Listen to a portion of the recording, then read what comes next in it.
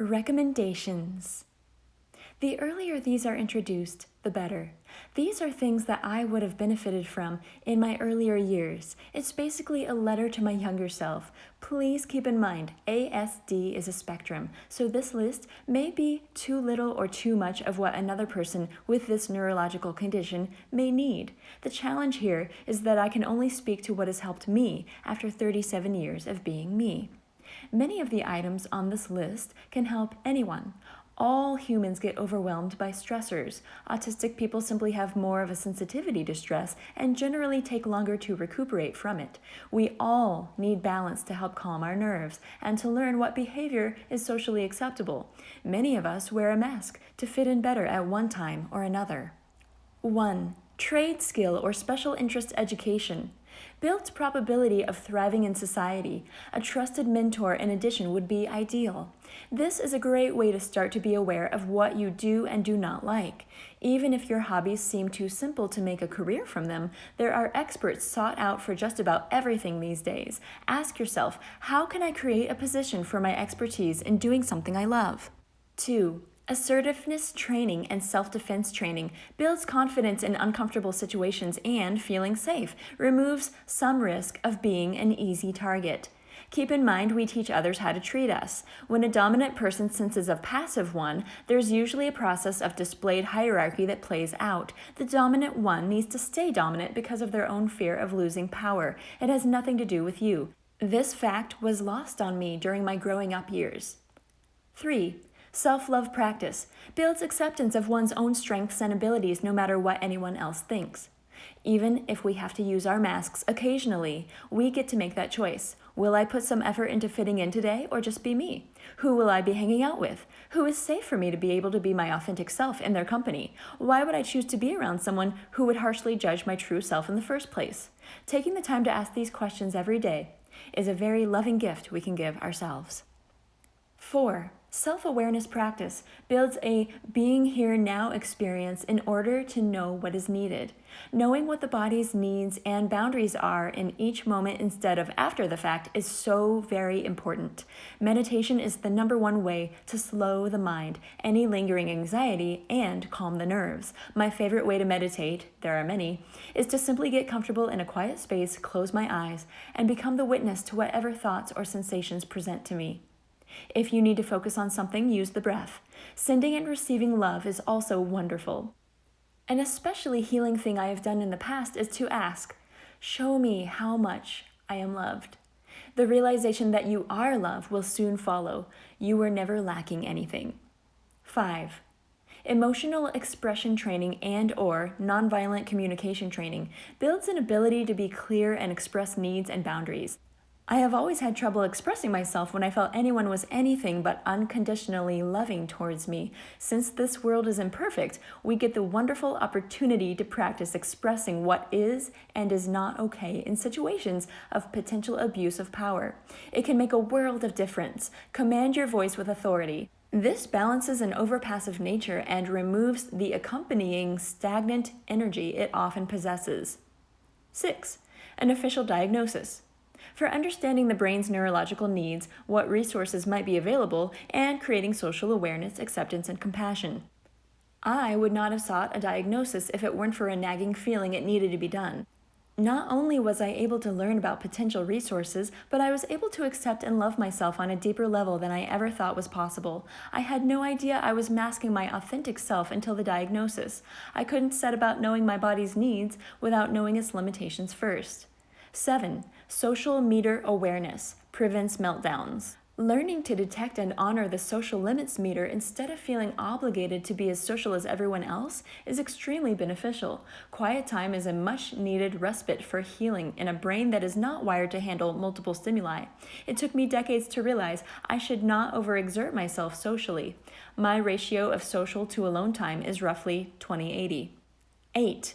Gratitude practice builds a positive and powerful outlook on the world. The feeling that one does not belong on planet Earth can create quite a desperation and hopeless feeling. Gratitude leads us to recognize everything that is helping us.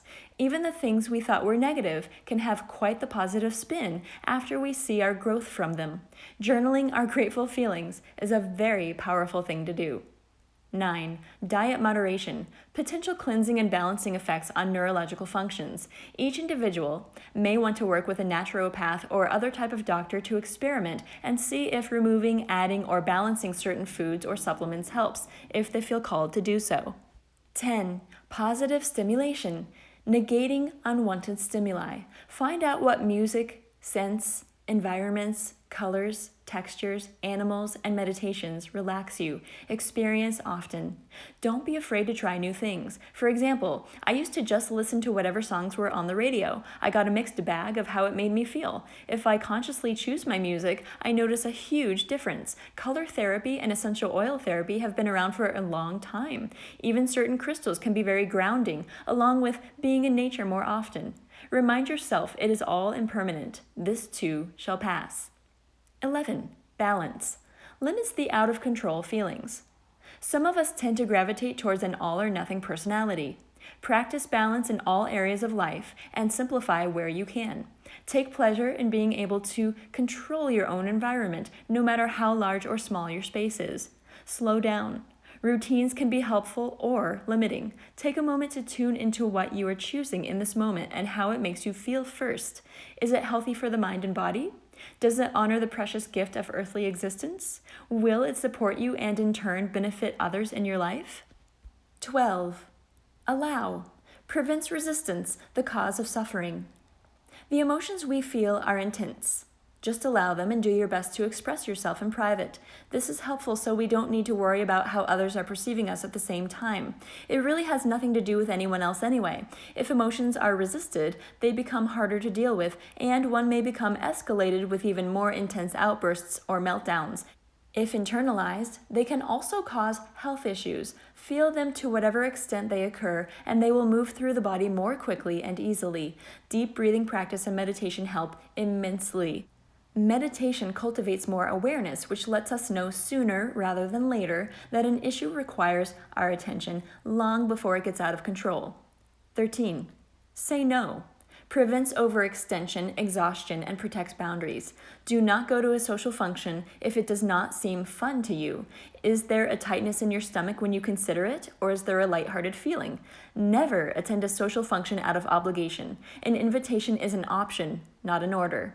The person inviting you is assuming you have the power to say no. It would be confusing if you went, but looked like you didn't want to be there. I have done this many times, and it only creates unhealthy social confusion, something I don't need more of. Practice saying no. Keep in mind that trying new things can sometimes allow us to grow in ways we could have never imagined. However, know your limits and honor them. If your social meter is full, take the night off. Once in a while, I'll be out with my beloved and plans extend themselves by additional invitation. My beloved knows that he can suggest I go home if I'm looking drained and he will get a ride, or he can scratch my back a little bit. It is instantly refreshing to me and causes any stress to melt away on the spot. Others with ASD may not want to be touched, so this needs to be talked about ahead of time. 14. Exercise or find a toy. Allows movement or fidgeting to release pent-up steam. Even animals have a way of doing this. When faced with an unpleasant situation, they go into a mini shock mode and quiver for a while. Once they get it out of their system, they are ready to gallop over the hill and continue their existence. Since existing in a physical body in and of itself can be exhausting at times, we may need physical stimulation in the mode of our choosing. If you do not want to take a class where there will be more people to have to interact with, learn ways of exercising on your own. It feels good to release and remove stagnant energy we were not even aware of. Whether your toy needs to be squishy, clicky, scratchy, or a certain color or scent, find something you can carry with you. If you only want to carry a wallet, find a picture small enough to fit in it that makes you feel like you're in that place, your own little world. Laminate it and take it with you everywhere you go. Or it may be a game on your phone. You may only want to click your fingernails together to be discreet. Weighted blankets can also work wonders. There is no wrong way to do it. Just remember the feeling of peace given to you by the object that calms you down is actually already inside you. After some time, you may not even need it anymore. 15. Nothing at all if you are happy. Just be as you are.